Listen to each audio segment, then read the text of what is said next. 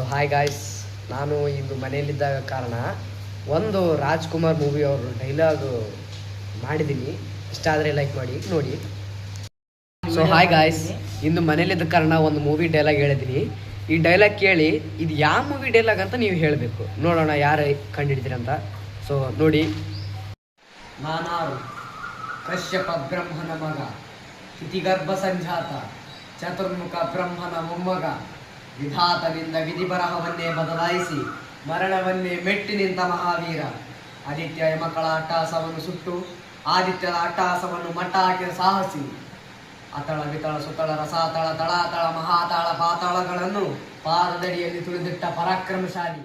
ಅಡಿ ಇಟ್ಟರೆ ಬೆರೆಯುವುದು ಭೂಮಿ, ತಲೆ ಎತ್ತಲು ಬೆಚ್ಚುವುದು ಭಾನು, ಕೈ ಎತ್ತಲು ನಡುವುದು ಸೃಷ್ಟಿ.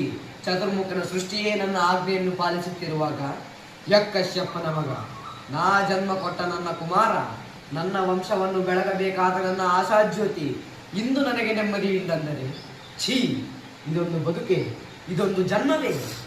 ಎಂತಹ ದುರ್ವಿಧಿ, ಇದೆಂತಹ ದುರ್ವಿಧಿ! ಇದಕ್ಕೆಲ್ಲ ಯಾರು ಕಾರಣರು? ಅವನೇ ನನ್ನ ಕುಲ ವಿರೋಧಿಯಾದ ಹರಿಯೇ ಇದಕ್ಕೆಲ್ಲ ಕಾರಣ.